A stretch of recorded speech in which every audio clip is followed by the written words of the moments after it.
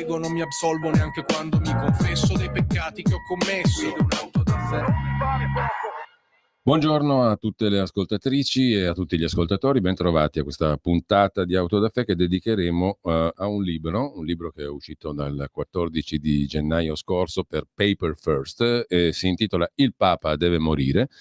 Il libro lo ha scritto Ezio Gavazzeni, che ho il piacere di avere qui con me in studio. Buongiorno Ezio. Buongiorno a tutti, grazie a te per questa ospitata. Ne parliamo con l'onorevole Riccardo Augusto Marchetti, vicepresidente della Commissione parlamentare di inchiesta sulla scomparsa di Emanuela Orlandi e Mirella Gregori, e poi capiremo il perché questa storia si interseca anche con quelle vicende ancora irrisolte, con il nostro amico e collega Max Del Papa e con il caporedattore de Il Giornale Felice Manti, che più volte si è già occupato, anche mentre il libro era in gestazione, di quanto contenuto in questo libro. Un libro che si basa su documenti e su fatti. Intanto saluto tutti gli ospiti che dovrebbero già essere collegati con noi. Buongiorno e grazie. Buongiorno, grazie a voi. Buongiorno. Allora, sono oltre 400 documenti, 480 documenti che Ezio Gavazzeni ha scoperto, ha letto, ha potuto consultare, poi ci spiegherà come si arriva a questa scoperta, appunto perché di scoperta si tratta. Documenti ufficiali di ministeri, digos, questure, prefetture, servizi segreti provenienti dall'Archivio Centrale di Stato,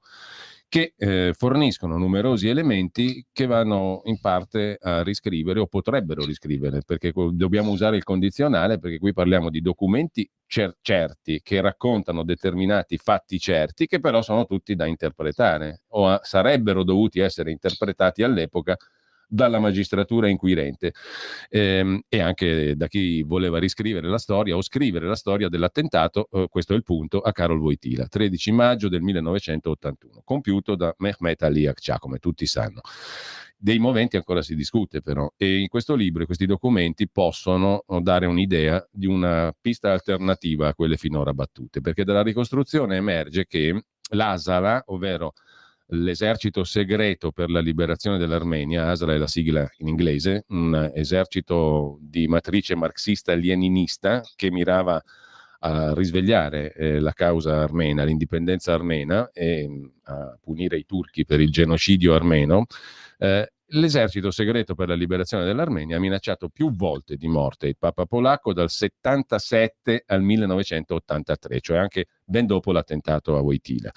Il motivo risiedeva in una serie di operazioni, anzi in una operazione chiamata Safe Haven, gestita dal Vaticano, dal governo italiano, dagli Stati Uniti, per mano niente meno che di Kissinger, con lo scopo di espatriare gli armeni dall'allora Unione Sovietica, portarli a Roma in transito, in 16 pensioni convenzionate, per poi farli arrivare negli Stati Uniti. Nel 1980 lo Stato italiano inizia una trattativa col terrorismo armeno a Beirut, dove nasce questo esercito di liberazione dell'Armenia, che si conclude nell'83 con la firma di Oscar Luigi Scalfaro, allora ministro dell'Interno, appena subentrato a Virginio Rognoni. Questo documento è nel libro, è riportato nel libro con tanto di firma di Scalfaro. Cosa serve questa trattativa? Che si conclude con una firma a fermare gli attacchi sul territorio italiano da parte dell'esercito di liberazione dell'Armenia in cambio dello stop al flusso di emigrazione dei profughi attraverso l'Italia.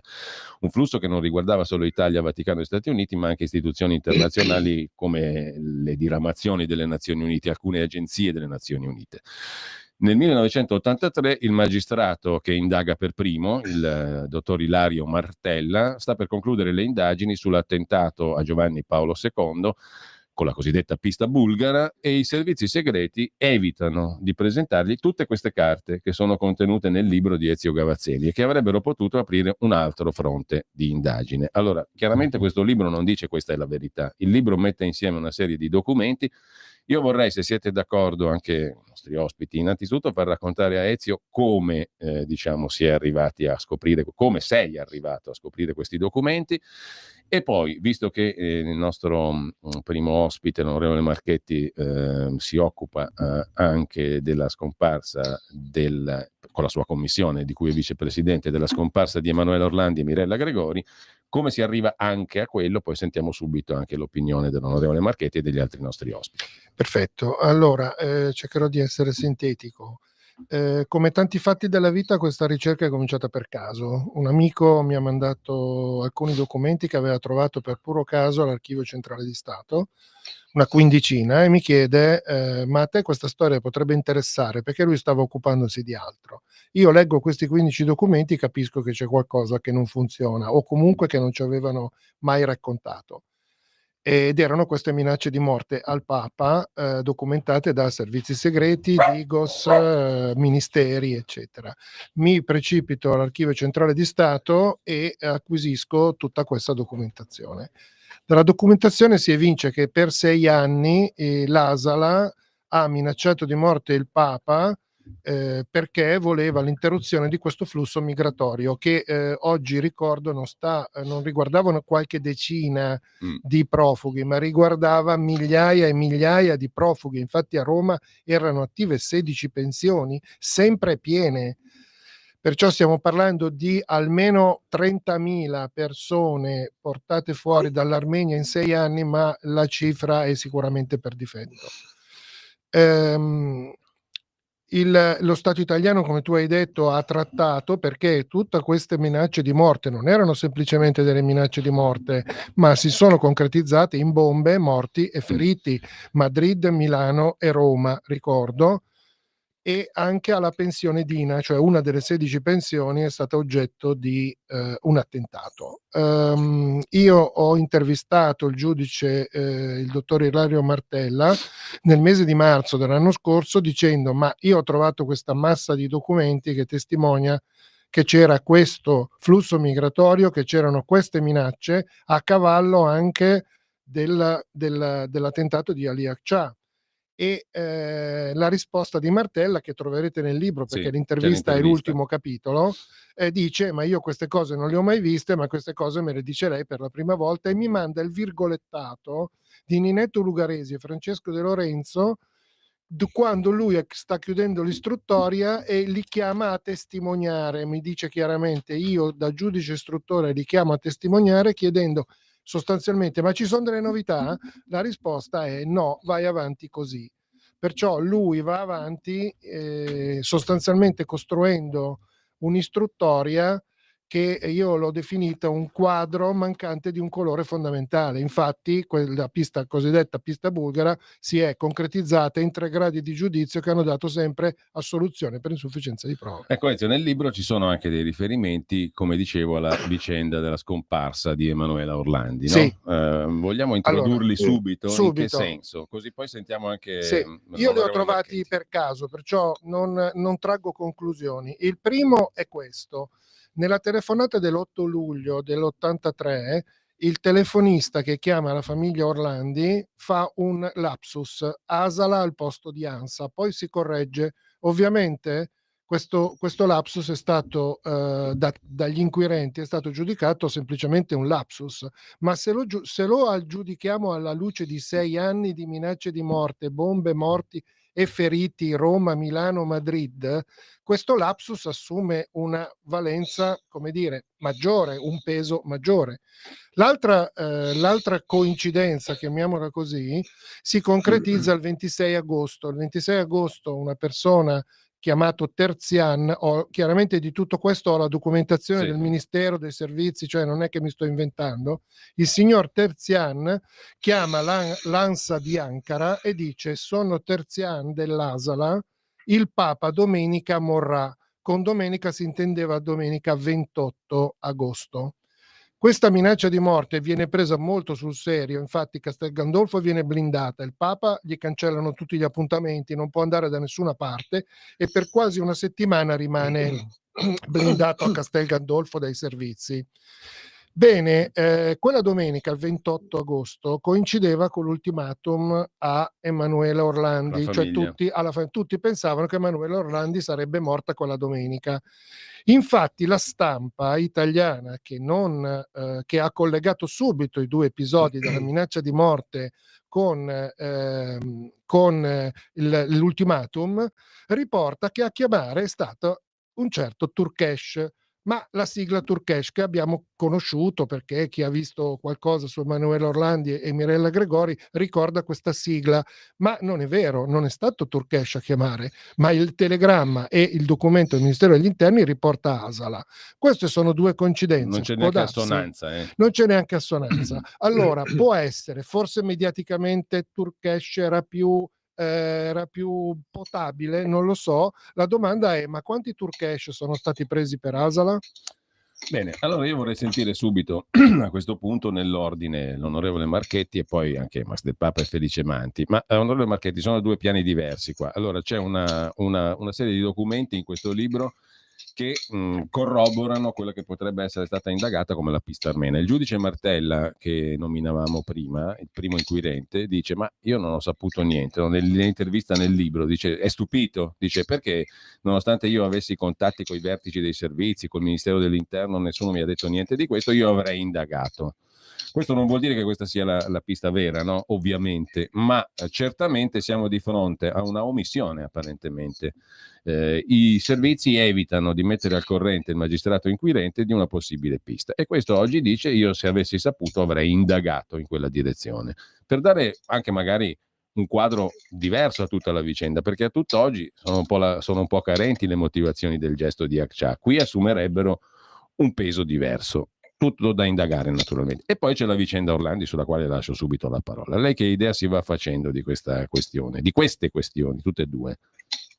Allora, anzitutto buongiorno e grazie. È sicuramente tanto interessante la documentazione che è stata riportata nel libro, che ho iniziato a leggere e che trovo molto interessante, e sicuramente che deve anche a noi metterci di fronte a quella che è un'analisi dei documenti che riguardano tutto il caso Orlandi, un caso assolutamente complesso, con degli intrecci incredibili. Cioè veramente io in questa vicenda, man mano che vanno avanti le audizioni, perché ogni settimana vengono audite persone vicine, persone collegate, persone che hanno indagato, giornalisti che all'epoca scrivevano, chi addirittura si occupava di accatastare i documenti della polizia, di chiunque ha condotto le indagini in quegli anni, documentazione dei servizi segreti. Quindi c'è tantissima roba che gira e veramente c'è passato di tutto.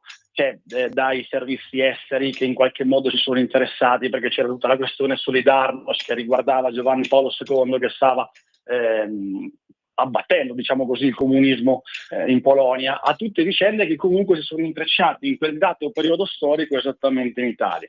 Ora, riguardo al fatto della pista armena che è stata esclusa perché il procuratore magistrato Martella non è stato informato, diciamo che ai tempi la politica era forte, non è assolutamente paragonabile a quella della Terza Repubblica. Eravamo ancora in piena Prima Repubblica, c'erano rapporti autentici e bilaterali con tutto il patto atlantico, con gli Stati Uniti, e quindi quando c'era qualcosa che riguardava dinamiche geopolitiche ci sta tutto che i servizi abbiano fatto quello che probabilmente, perché nessuno qua può assolutamente dire che questo sia avvenuto, ma è molto probabile, almeno io immagino questo, quindi sono convinto che il Ministero degli Interni abbia chiaramente detto: teniamo questa pista celata perché l'Italia ha trattato, peraltro con gli americani che non la presero particolarmente bene, con il gruppo di fatto terroristico della... No, anche della perché, Nara. onorevole Marchetti, questa è una replica del famoso lodo Moro, è un'altra applicazione, una variante, cioè ci accordiamo con questi qui per evitare danni. Sì, che è una cosa che ci ha sempre contraddistinto dal dopoguerra in avanti, e quindi diciamo che gli americani non presero particolarmente bene questa cosa, perché comunque diciamo che gli armeni che tramite il Vaticano arrivavano in Italia, venivano posati, venivano insomma accolti in queste 16 strutture, poi mandati in America, non erano tutti come i profughi che siamo abituati a vedere magari nei giorni moderni, nei giorni nostri. Molte volte era un medici, po' la crème, avvocati, diciamo, era un po' la crème della classe dirigente armena, per cui all'esercito indipendentista dava fastidio perché tiravi via persone qualificate da una lotta indipendentista. All'Unione Sovietica poteva andare bene perché era una rogna in meno, Se tu sei un impero sovietico e c'hai delle istanze indipendentiste armene, cerchi di evitarle, quindi favorisci di fatto l'emigrazione, non andava bene ai terroristi. E comunque, diciamo, il fatto di raggiungere un accordo con questi poteva diventare un problema geopolitico anche con gli Stati Uniti e con le istituzioni internazionali, l'ONU e le sue articolazioni che gestivano la vicenda. Quindi, e in parte lo diventò. E in parte lo diventò perché gli americani non presero bene questo accordo in autonomia che fece l'Italia per evitare attentati. E io ieri sera ne ho parlato anche col presidente della commissione, ho girato parte dei documenti che erano contenuti nel libro, quindi come commissione Orlandi sicuramente verrà approfondita questa pista, cercheremo di recuperare parte dei documenti, sono già contenuti nel libro, capiremo se c'è modo anche di fare delle audizioni.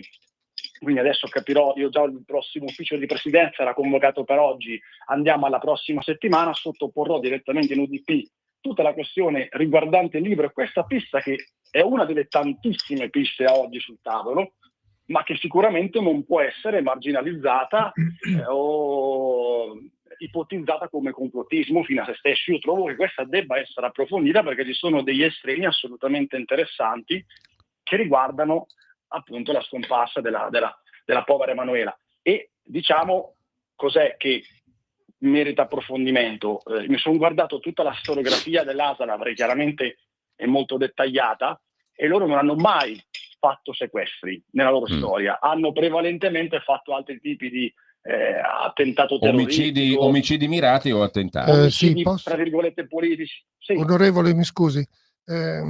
Allora, l'Asala comincia nel 75 perché viene fondata nel campo di George Bush a Beirut. Il primo quindi diciamo ha rapporti diretti col fronte palestinese. Sì, infatti la trattativa di cui parlavamo prima è stata mediata dall'OLP, da Abu Ol, che era il braccio destro di Yasser Arafat, anche se la primissima trattativa è stata cominciata, guarda caso, proprio da George Bush, da un incaricato di George Bush, perché questa di George Bush tornerà. Questa modalità del rapimento, mi scusi, il primo attentato che compie l'Asala lo compie a Beirut, alla sede del Consiglio Mondiale delle Chiese, che faceva parte dell'organizzazione che espatriava gli armeni, e la motivazione è sempre: interrompete il flusso, il Vaticano è responsabile, il Papa deve pagare per questa cosa. Perciò l'Asala, come terrorismo armeno, ha due obiettivi che ripete dal 75 fino all'83. Uno sono i turchi, e va bene, ambasciatori turchi, diplomatici, certo, ne ammazza a iosa, ma dall'altra parte le bombe, soprattutto Madrid, Milano e Roma, sono tutte rivendicate con interrompete questo flusso, il Papa è responsabile, perciò hanno una doppia valenza. E di questo c'è documentazione amplissima. Tutto documentato io non ho teorie. Non ho chiaro, ma infatti io anche mi attengo quella che è la documentazione, ho iniziato a verificare, a leggere quel libro da ieri, quindi da ieri sul suo libro, e sono diversi documenti che vanno poi approfonditi e su ognuno ha fatto una ricerca anche per capirne la storia esattamente magari di quei giorni, di quell'anno, quindi è un lavoro che merita ancora qualche giorno di approfondimento, però è chiaro che loro avessero come obiettivo Giovanni Paolo II con tutto quello e il Vaticano, e quindi non è peregrina l'ipotesi che possa esserci un collegamento. Non abbiamo prove purtroppo, come su tantissime altre piste oggi in essere,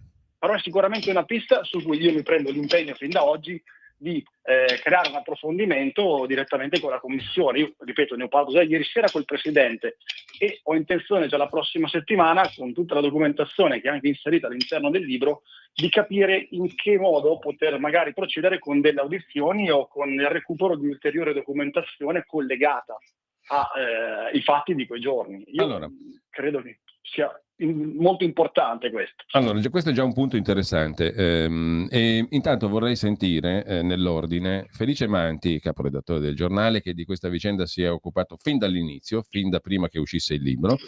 Ne avevamo già parlato anche in passato. Buongiorno Felice, grazie. E poi è l'amico e collega Max Del Papa, che di giudiziaria ne ha fatta tanta e che può, da un punto di vista, diciamo così, più generale esterno, anche dare la sua opinione su questa storia. Nell'ordine, allora, sentiamo Felice Manti. Buongiorno Felice, grazie.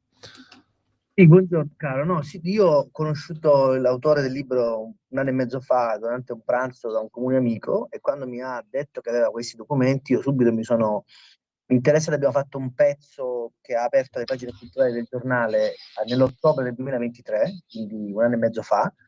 Qui abbiamo lanciato appunto questa documentazione dicendo che c'era questa pista possibile sul Vaticano. Mi sono contento di aver dato, diciamo, di aver chiuso per primo a questa mole di documenti che lui ha trovato. Noi facciamo i giornalisti e ovviamente ci appassioniamo a quelle che sono delle tesi che possono essere, diciamo, suggestive. Nel caso del lavoro di Gavazzeni, devo dire che evidentemente la mole dei documenti è talmente tale che diciamo, non si può pensare che sia solo una suggestione o una, come dire, una ipotesi che regge un po' claudicante su alcuni documenti o smentire da altri documenti. Qua siamo di fronte a un poderoso lavoro di ricerca giornalistico che ha fatto Gavazzeni, che è molto importante anche dal punto di vista professionale, perché ci insegna che insomma non è in questo paese in cui diciamo veline e veleni viaggiano da scrivania a scrivania, da procura a redazione, che qualcuno si sia preso la briga di fare questo lavoro documentale da solo e che abbia trovato, diciamo, un bandolo, una tazza intrigata, quella che ha fatto Ezio, è comunque un elemento di grande interesse, e secondo me che restituisce a questo dannato mestieraccio un po' di dignità. Io ovviamente non sono sorpreso delle conclusioni del libro, perché è evidente che l'Italia, avendo un ruolo geopolitico strategico, perché siamo appunto epicentro, siamo una portaerei galleggiante, siamo tra nord e sud, tra Africa e Europa, siamo frontiera tra est e ovest, siamo cruciali in tanti equilibri. È naturale che l'Italia, anche per sua tradizione politica, abbia svolto questo ruolo diplomatico. Quello che è interessante è che questa diplomazia sotterranea, che a mio modesto parere, in nome della ragione di Stato di cui anche oggi si parla, Sì. della vicenda Al-Masri, va certamente difesa, non va certamente, a mio modesto parere, non va combattuta, anche perché oggi possiamo ragionare un po' più liberamente, ma col senno del poi, 40 anni fa la situazione era, 40-45 anni fa la situazione era molto più complessa rispetto a quella di adesso. Quello che sorprende è che ci sia stato un coacervo di interessi che ha impedito diciamo, a una verità storica di diventare verità giudiziaria. E questo forse, dal mio punto di vista, evidentemente è l'elemento più interessante, perché ci fa capire che allora come oggi ci sono dei soggetti che in qualche modo impediscono a che questa verità venga fuori, e questo è sempre un elemento di grande turbamento per noi che facciamo informazione, perché poi alla fine la verità, per quanto possa essere brutta, difficile, puzzolente, è comunque la verità. Inevitabilmente ci deve fare i conti, per cui benvengono operazioni verità come quelle che ha fatto Gavazzeni, e speriamo che il contributo di questo autore di questo libro monumentale siano importanti anche per disvelare altre verità che sono inevitabilmente interconnesse con la vicenda del Papa, come per esempio la vicenda della povera Emanuela Orlandi e della Mirella Gregori. Non si sa bene se siano collegate le due questioni, io non sono di questo avviso, ma questo è un altro discorso. Ecco, a questo punto io vorrei sentire anche Max del Papa, al quale pure ho girato, sebbene da poco, Max, il libro, no? E volevo capire qual è il tuo punto di vista e il tuo giudizio, tanto su questa operazione. Secondo me io concordo con Felice Manti, giornalisticamente rilevante, perché non siamo più abituati ad avere a che fare con i fatti, con i documenti e con la ricerca, anche perché ci vuole il tempo, no? E siamo tutti bruciati dall'ansia di dover produrre in tempi rapidissimi, per cui andare all'archivio centrale dello Stato, leggere, fotocopiare, documentarsi, studiare, è una roba che ormai non fa più nessuno. Infatti si vedono i risultati poi mediamente parlando, ma comunque uno su questo e poi sulle vicende in sé. Che idea ti sei fatto, Max, di questo libro? Ma a me ha entusiasmato. Io ripartirei da quello che dici tu e che diceva Felice Manti, cioè questa è un'inchiesta vecchia scuola, quindi sorprendente perché non usa più. Allora, la prima cosa che penso è che un'inchiesta come questa subito si presta al sospetto, no, di dietrologia, di complottismo. Io invece la ritengo completamente, estremamente credibile, estremamente fondata, ma attenzione, non solo per i 500 documenti, sono quasi 500 che la puntellano, sono le dinamiche, sono le connessioni che magari non appaiono, ma che io, come cronista, come uno che si è interessato a quegli anni lì da tanto tempo, Beh, io le vedo, le riconosco in controluce. Per esempio, parto da un dettaglio, è stato citato all'inizio, un dettaglio che apparentemente è impalpabile, no? Io invece lo vedo decisivo, il lapsus ASA-ANSA. Ma quello non è un lapsus, quello è rivelatore. Cioè la storia tutta del terrorismo italiano, del caso Moro in particolare, ne è piena. I comunicati delle BR vanno tutti letti in quel modo lì, sono pieni di chiose, di allusioni, di falsi lapsus. Allora lì io raddrizzo subito le antenne. Difatti a pelle io ho sempre immaginato, intuito una continuazione tra quello, cioè il caso Moro, e l'attentato al Papa. Non so anche se poi la scomparsa delle 2 ragazze di Gregorio Orlandi, ma insomma ci ho sempre visto una situazione comune, magmatica. Perché? Un altro elemento sullo sfondo, nel libro se ne parla, è il ruolo di Daniele Pifano. Pifano è il leader dell'autonomia, il collettivo di Via dei Volsci, che a un certo punto viene trovato con 2 missili di fabbricazione russa. Che ci fa quello lì? Di questa cosa si comincia a parlare già dopo Moro.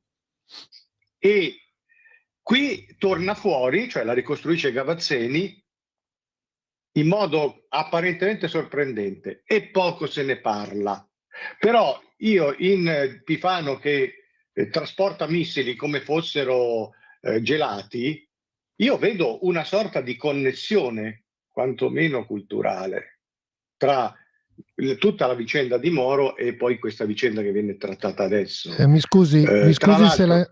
la interrompo. I missili Strela erano di George Abbas, che è una delle sigle che tornerà continuamente in questa storia. I missili erano suoi, anzi ci sono i documenti, io non li ho potuto riportarli tutti, dove addirittura alla fine del processo Abbas li rivuole, dice sono miei, me li dovete restituire.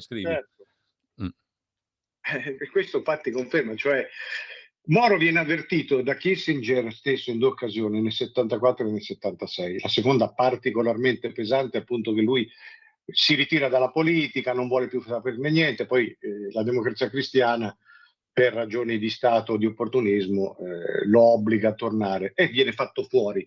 Ma Moro viene fatto fuori per quella faccenda lì, per il lodo, per il lodo Moro. Poco da fare.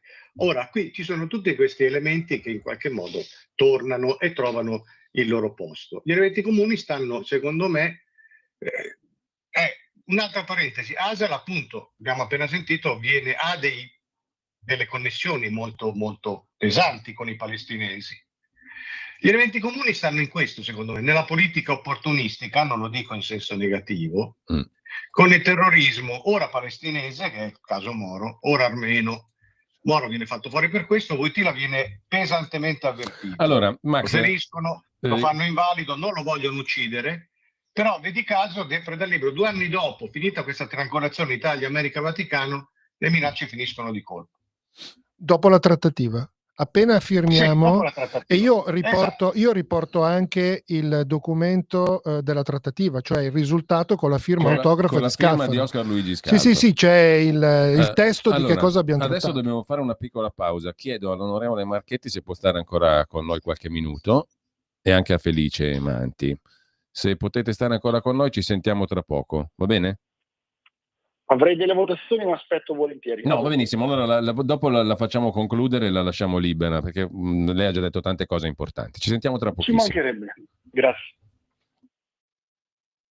Lo amiamo perché ci offre sempre le cose più buone e naturali. Linea Alberto Acerbis. Cari amici, care amiche di Radio Libertà, un saluto da Alberto Acerbis. Questo era il periodo in cui nonno mi diceva: Alberto, con fa l'oio bu e il ve a galo, cioè prima diceva l'oio bu ve sempre a galo, cioè l'olio buono viene sempre a galla, e poi diceva con fa l'oio bu e il ve a galo, cioè abbiamo fatto un olio buono e lo vediamo affiorare.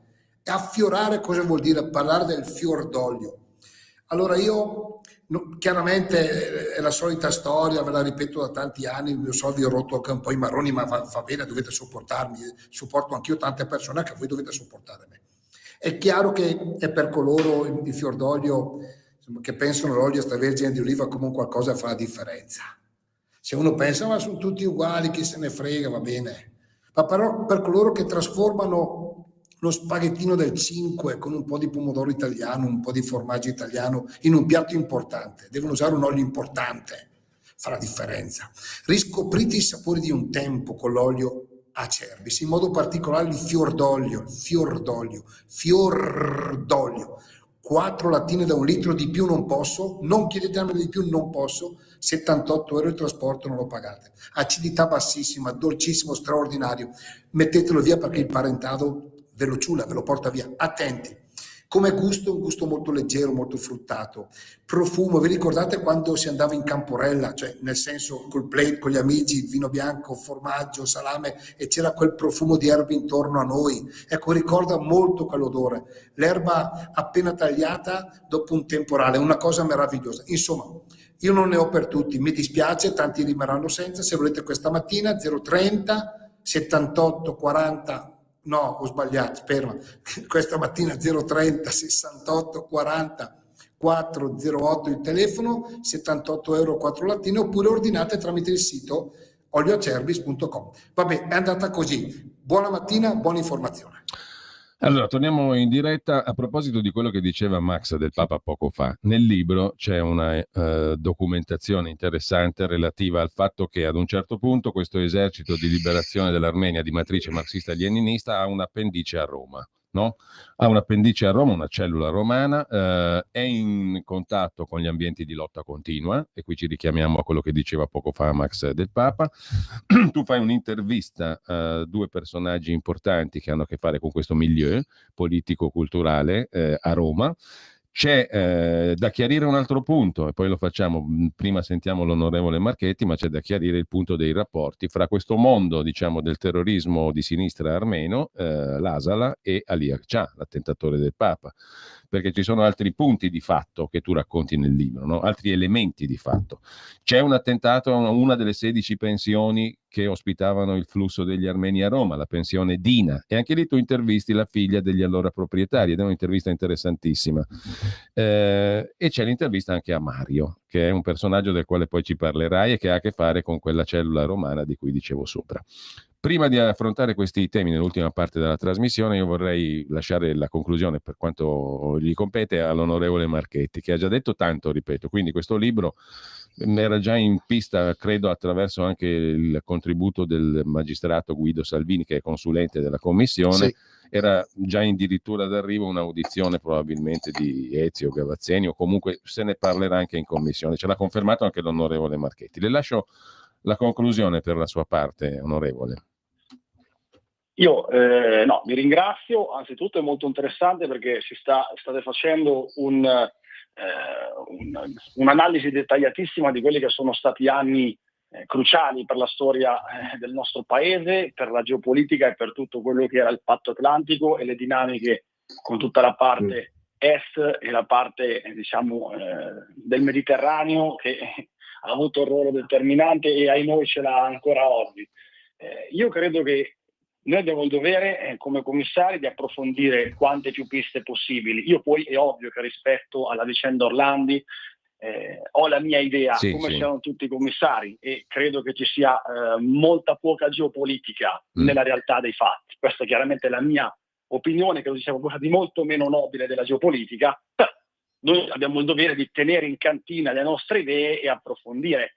È chiaro che anche alcuni stenografici che abbiamo, anche alcune cose che hanno riguardato per esempio Pietro Orlandi, il fratello, che ha ricevuto da parte di un ipotetico esponente di spicco dei NAR tramite una chat criptata delle indicazioni chiare che davano anche input rispetto a dove avremmo dovuto andare a vedere, dove avremmo dovuto andare a cercare, chi era responsabile rispetto alla scomparsa di Emanuele Orlandi. Ci sono dei collegamenti indiretti proprio con quegli anni, proprio con la questione dei lupi grigi, proprio con la questione anche di cellule terroristiche, perché poi io dico sempre, gli estremi a un certo punto si incontrano sempre. C'è l'estrema destra, l'estrema sinistra, in alcune cose poi vanno a finire che si incontrano, si toccano gli estremi. E quindi io credo che sia importante, l'audizione la faremo sicuramente, questa la proporrò e andremo ad approfondire nel dettaglio, perché è una pista che potrebbe rivelare anche altre cose interessanti che riguardano appunto un caso dove ci sono intrecci importantissimi, entre essi anche di associazioni di ogni ordine e grado, che però un collegamento nella storia l'hanno sempre avuto, e quindi dal canto mio totale disponibilità. Allora, e mi prendo ancora qualche altro giorno, perché ripeto, certo. sono tantissimi documenti. Ho iniziato ieri, poi ho avuto anche un sacco di cose qua e ci ho fatto, non dico nottata, ma fino alle 3 sono stato sopra il libro per guardarmelo nel dettaglio, e mi sono guardato anche per ogni pagina quello che c'era dietro. Continuerò in modo che giovedì prossimo avrò un'idea chiara da poter sottoporre a tutti i commissari in commissione. Allora, per questa io vicenda. intanto la ringrazio anche di questa efficacia e produttività di quello che è un lavoro giornalistico che diventa anche un lavoro parlamentare. Grazie a Riccardo Augusto Marchetti, vicepresidente della Commissione parlamentare di inchiesta sulla scomparsa di Emanuele Orlandi, Mirella Gregori, deputato della Lega. Grazie onorevole Marchetti. Grazie a voi. Onorevole, la ringrazio anch'io per le belle parole, grazie. Grazie a lei per l'ottimo lavoro, e grazie a tutti voi. A presto, allora ci risentiremo. Intanto Max del Papa prima e Felice Manti ci hanno dato numerosi spunti per mettere a sistema tutti i documenti e le scoperte che hai fatto in questo libro, no Ezio? A sistema proprio, cioè il quadro diciamo sistemico è quello che poi rafforza, come diceva Max e come diceva Felice, i documenti medesimi, i fatti. Tra questi documenti e fatti, io ne citavo prima alcuni, ti lascio la parola e poi facciamo un altro giro di osservazioni e di commenti con i nostri colleghi. Allora, Zayton e lotta continua, la cellula romana dell'Asala, i rapporti tra l'Asala, cioè l'esercito marxista-leninista di liberazione segreto dell'Armenia, che rivendica, che chiede che il flusso di armeni si interrompa, se no il Papa deve morire, deve pagare, e Akça, che quella operazione tenta di farla, cioè di ammazzare il Papa, come tutti sanno. Che rapporto c'è tra il mondo armeno e Akça, che in questi giorni, tra l'altro in questi mesi, ti sta attaccando ferocemente dalle TV turche, perché ce l'ha col tuo libro a più non posso, ovviamente.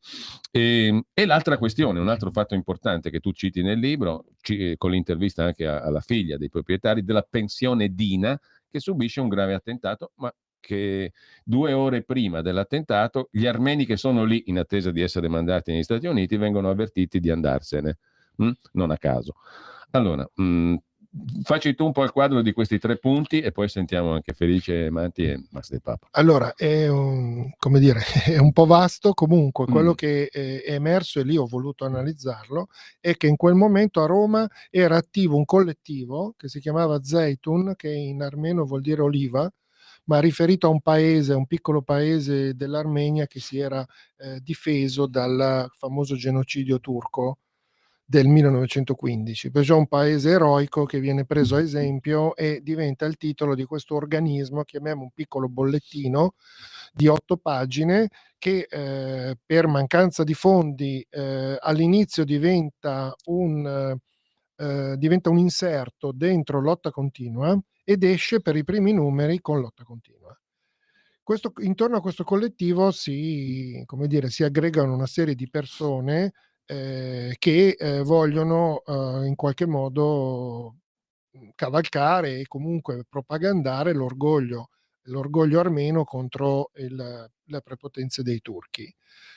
E Mario fa parte di questa Mario, cellula, che tu troverete, intervisti. sì, io ho dovuto proteggere la sua identità perché è una persona che ha pagato molto nella vita, ha fatto 22 anni di carcere per le sue attività anche legate all'Asala, e perciò non aveva assolutamente, è stato anche un dirigente dell'Asala internazionale, perciò non voleva che il suo nome uscisse fuori, e lui naturalmente nega assolutamente che queste minacce di morte e attentati fossero collegati all'attentato al Papa, anche se ne erano un buonissimo movente, però per carità lui tiene la sua posizione. Dice che è tutta una strumentalizzazione dei servizi turchi. Sì, tutta una strumentalizzazione. Rilascia interviste Mario ai tempi per Notizie Radicali, dove ripete le minacce di morte al Papa, perché lui le ripete in questa intervista dell'80, se non ricordo male, però nega che abbiano avuto a che fare. Io allora, siccome tutti sappiamo che lo sparatore è comunque Ali Akça, non è un altro, sono andato a controllare se ci fossero dei legami, dei contatti, sempre a livello documentale, non di sentito dire, tra Accià e questo mondo. Appunto. Quello che trovo è un documento della Digos che dice che 2 giorni prima dell'attentato, cioè l'11 di maggio, Accià si incontra al Caffè dell'Opera di Roma con un emissario, chiamato proprio così, del terrorismo armeno.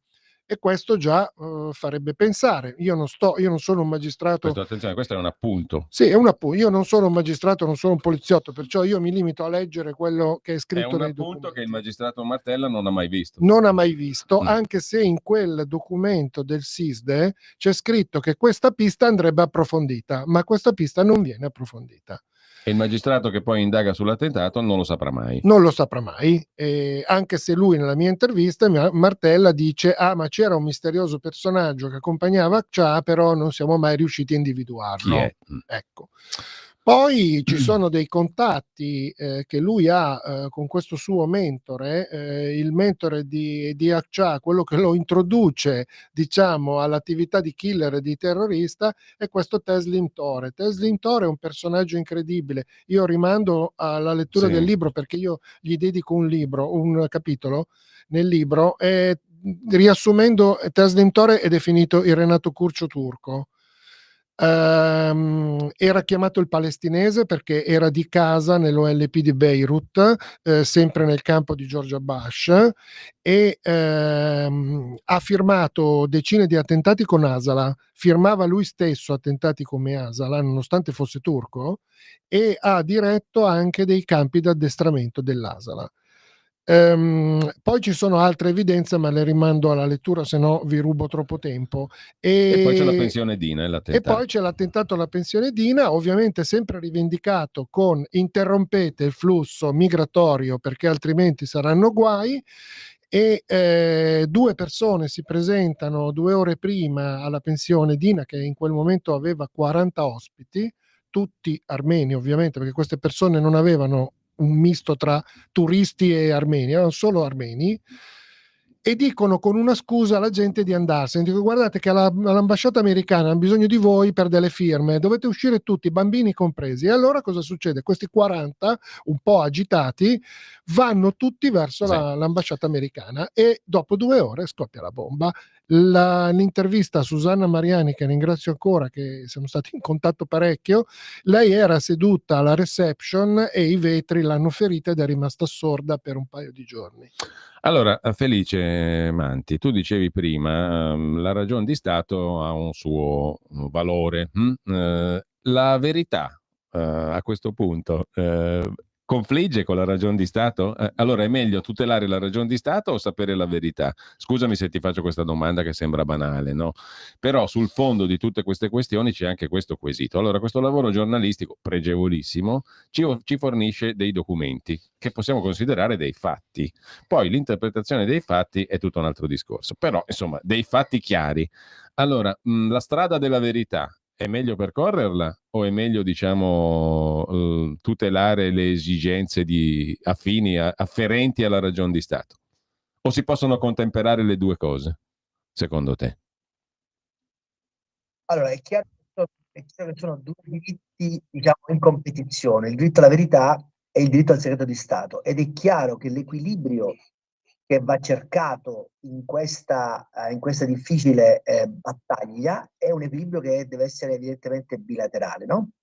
Quindi io penso che il governo debba fare di tutto per mantenere il segreto sulle vicende che potrebbero comportare, se venissero tirate fuori, un tributo di vite umane particolarmente alto. Penso per esempio alla vicenda di Al-Masri, no? Che la detta Sì. Al-Masri è stato restituito alla Libia perché i servizi, l'ho scritto anche io sul giornale, che se per caso Al-Masri fosse stato arrestato ci sarebbero state delle ripercussioni molto gravi in Libia nei confronti di cittadini italiani, nei confronti di operatori delle stazioni petrolifere in Libia e delle stesse stazioni petrolifere. Quindi danno per il paese dal punto di vista umano e anche economico sarebbe stato enorme. Però se io, diciamo, ho la contezza di questa evidenza, una volta che evidentemente la trattativa è andata a buon fine e quindi Al-Masri è tornato in Libia, io ho il dovere di dirlo. Poi è chiaro che diciamo, noi giornalisti facciamo questo lavoro qua, noi andiamo a cercare la verità che nessuno vuole che emerga. Lo diceva Mark Twain, se non sbaglio. La verità è ciò che non esce, tutto il resto è propaganda, no? Quindi lui fa un'operazione coraggiosa, perché ovviamente tira fuori una verità che allora non si voleva tirare fuori, ma che oggi è giusto, su cui è giusto ragionare, così come magari tra 40 anni ci sarà un altro Gavazzeni che tirerà fuori le carte della verità sul caso Al-Masri. Quanto alla necessità dello Stato di trattare. Io ho scritto un libro qualche anno fa sull''ndrangheta, in cui emergeva che anche con l''ndrangheta, così come con la mafia, ci sono stati diverse interlocuzioni e ci sono diverse interlocuzioni con soggetti che si muovono tra due mondi e che hanno sia da parte delle organizzazioni criminali sia da parte dello Stato questa facoltà di trattare con il nemico, così come avveniva nella seconda guerra mondiale, nella prima guerra mondiale, in tutti i conflitti ci sono sempre stati degli Sherpa che cercavano di mediare. La bravura del giornalista è quella di intercettare questa trattativa, magari quando la trattativa si è chiusa e quindi quando la verità non inficia più l'efficacia di questa trattativa, ma è giusto ed è doveroso che i giornalisti combattano per cercare questa verità. È chiaro che lo Stato fa di tutto per evitare che questa verità venga fuori, per non compromettere il buon esito di questa trattativa, ma una volta la trattativa si è chiusa, perché non si deve sapere? Questo è quello che penso io, evidentemente, però io rispetto che tra i giornalisti e lo Stato c'è una competizione, c'è un conflitto, c'è un diverbio, come dire, perché siamo entrambi interessati a tirare fuori la verità. Io la devo tirare fuori, tu la devi nascondere. Chi vince è più bravo dell'altro, e che problema c'è? Altro è quando purtroppo sta succedendo, senza entrare in particolari, certe verità vengono costruite ad arte come se fossero delle trattative che non esistono, o diversamente quando chi vuole sabotare certe trattative le tira fuori non in nome del giornalismo o della verità, ma perché ha l'interesse politico o diplomatico o diciamo di intelligence di far saltare fuori, di far sabotare quella verità. Quello è un po' più un problema, perché significa che tu non sei più un giornalista libero, ma diventi inevitabilmente strumento di un regolamento di conti di cui inevitabilmente, volente o nolente, sei protagonista. Poi è chiaro che siamo tutti, io dico sempre, siamo tutti caselle postali più o meno consapevoli di un conflitto perenne che c'è tra lo Stato, dentro lo Stato, tra il deep state, i servizi di intelligence e tutti i soggetti che si muovono. Bosco, io mi sono occupato recentemente della questione delle mascherine, anche lì c'è stata una trattativa sulle è importante che arrivassero, non che fossero, è una scelta libera, no? Farli arrivare inefficaci o non farli arrivare, ma è una scelta. Però dire che quelle mascherine non erano buone non è, diciamo, attentare alla democrazia, ma è raccontare ciò che è successo. Beh, allora, caselle postali non è il caso di questo libro, perché Ezio se l'è scoperti da solo i documenti, no? E questo è il valore giornalistico del libro, come hai ribadito anche tu. Max del Papa, sei d'accordo con quello che dice Felice? E aggiungo una domanda: a chi potrebbe dare fastidio secondo te questo libro oggi? Visto che giustamente Felice diceva, dopo 40 anni possiamo dirla la verità, no? Non c'è più il segreto di Stato da tutelare. Mi viene anche da fare un'altra osservazione, che all'epoca i segreti di Stato, lì c'è la firma di Scalfaro, e anche il magistrato Martella a un certo punto dice: io lo Scalfaro lo vedevo tutti i giorni ma non mi ha detto niente, non si è fatto sfuggire niente. Ecco, allora 40 anni fa o 50 anni fa probabilmente il segreto di Stato si sapeva coltivare e tutelare. Oggi diventa quasi materia di ridicolo, come col caso Al-Masri, con tutto il rispetto però, per i protagonisti, però è gestito in una maniera talmente dilettantesca oggi la questione, che vengono fuori perfino cose tragicomiche, mi viene da dire. Ecco, a chi può dar fastidio oggi questo libro, secondo te, Max? Mi fai due domande impegnative, cerco di rispondere in modo ordinato. Allora, certamente che sono d'accordo con Felice, ma chi fa questo mestiere da una prospettiva giudiziaria o di segreto di misteri come Gavazzeni non può che essere d'accordo. Cioè, dai, non esiste intrigo, fatto, situazione che non viva di trattative, guerre, ma per fortuna, ma ci mancherebbe. Cioè, io non ho mai capito perché, per esempio, la trattativa con la criminalità organizzata, non mai, è un crimine, lo Stato è schifoso. Invece col terrorismo quello va fatto perché non si capisce questa cosa, no? C'è la trattativa buona e quella cattiva. Poco se ne parla. Io penso, cioè, quando uno come Gavazzini fa un lavoro così, per me è al limite dell'eroismo. Perché lavorare in Italia, no, non è che voglio imburrarti, cerco di spiegare, lavorare in Italia su queste cose c'è da impazzire. Cioè, tu dici perché non se ne parla dopo 50 anni queste cose, 45-50 anni, la domanda è di che si ha paura ancora? Appunto. Io non Sono dei avevo siti che pregiudizi. dovrebbero parlarne. Io non avevo No, pregiudizi, dico, non avevo padroni, non avevo direttive. Seguivo i documenti sì. come Pollicino segue i Sei un sassolini pazzo. bianchi. Sì, sei un pazzo, nel senso che Grazie. ci si infila in una tale cosa. Allora, io posso capire che il Vaticano su questa situazione taccia per motivi è anche ovvio. organici.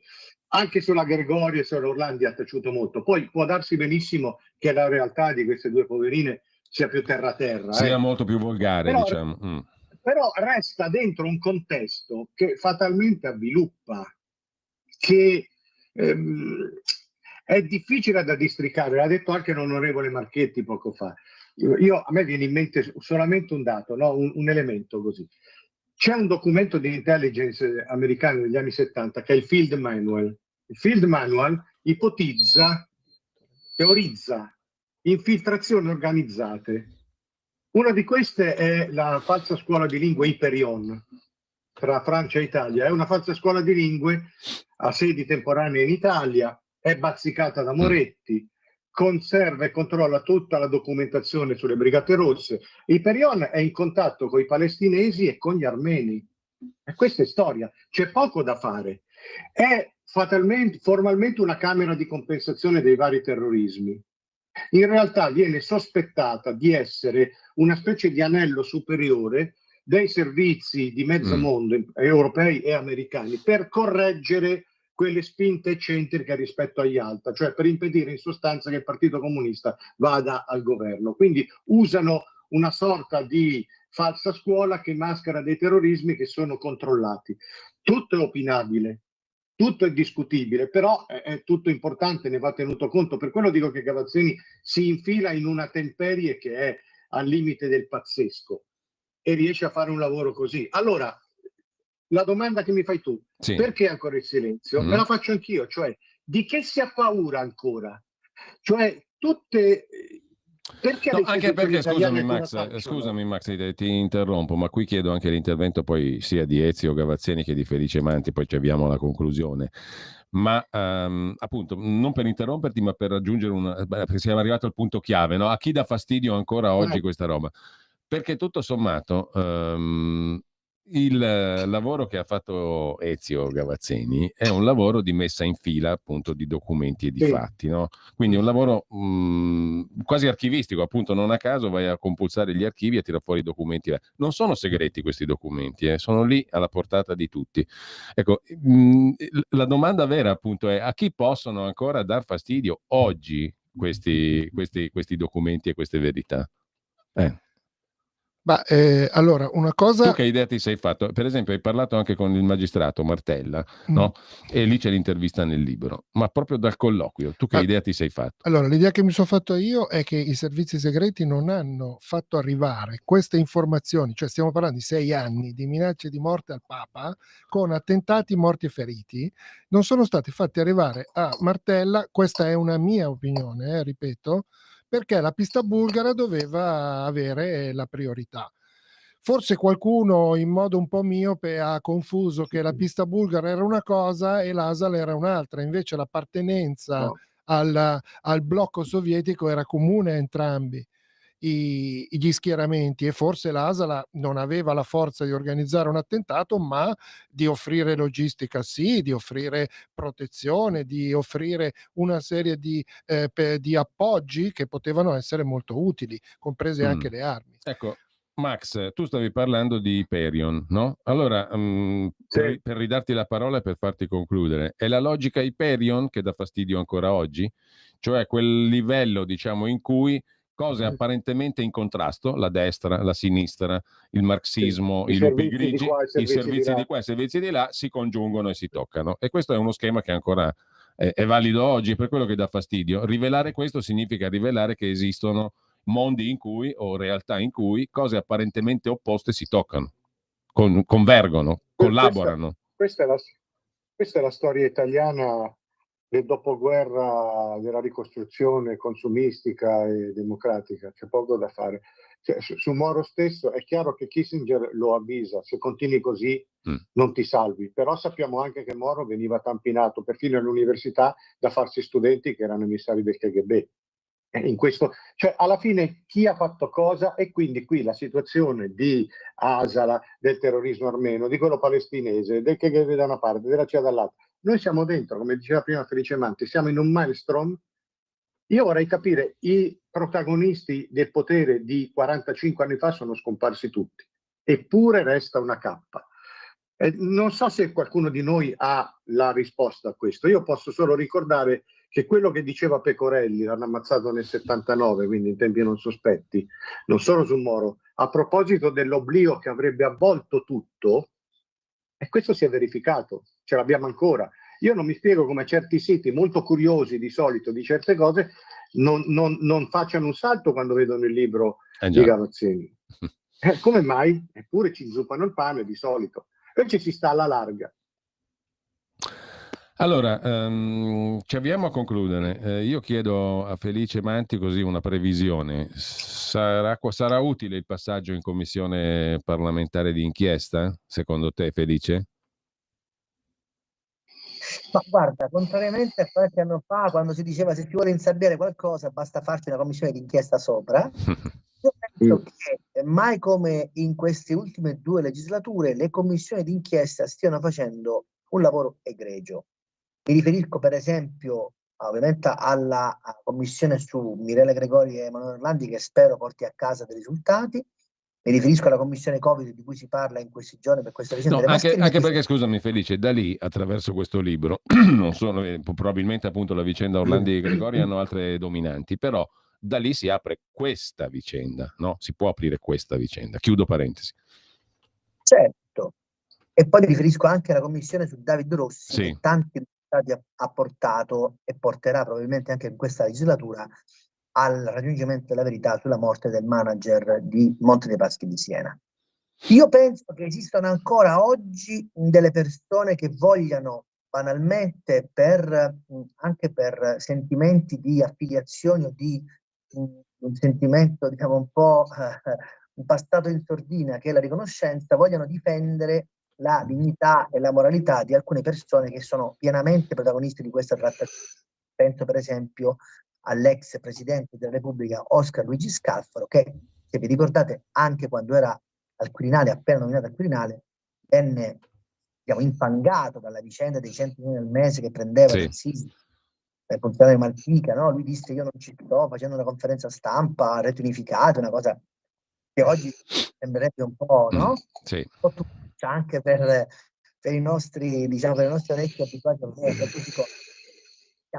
da parte di qualcuno la necessità di difendere l'onorabilità di quelle persone che hanno compiuto quella trattativa. E lo dico in senso positivo, evidentemente, nel rispetto del fatto che queste persone sono ragionevolmente convinte che chi doveva gestire la trattativa e l'ha fatta in quel modo, l'ha fatta comunque per una ragione di Stato superiore all'interesse, diciamo, personale delle persone purtroppo coinvolte in questa vicenda, in nome di un interesse di un diritto collettivo, che è quello appunto alla sicurezza della nazione, che ovviamente prevalgono anche sul diritto all'informazione. Quindi, diciamo, ritengo che ci sia questo tipo di resistenza. Bene, allora, io... Mi spiace molto, e chiudo, che alcuni giornaloni come il Fatto Quotidiano, che dovrebbero essere appassionati a queste verità nascoste, diciamo, abbiano tirato la pietra dando spazio a Gavazzeni, e siamo contenti per lui, ma diciamo, mi sembra che abbiano nascosto la mano, e questa cosa non depone tanto bene per il Fatto Quotidiano, che dice di essere giustamente un giornale libero. Io tutta questa libertà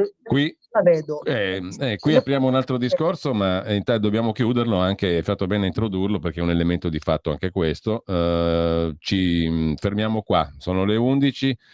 Io ringrazio innanzitutto Ezio Gavazzeni per questo bel libro, Grazie a te, interessante, grazie. fattuale. Il Papa deve morire, edito da Paper First. E grazie mille per tutte queste preziose osservazioni a Max Del Papa e a Felice Manti. Grazie e buon pomeriggio a tutti. Avete ascoltato Auto da Fè.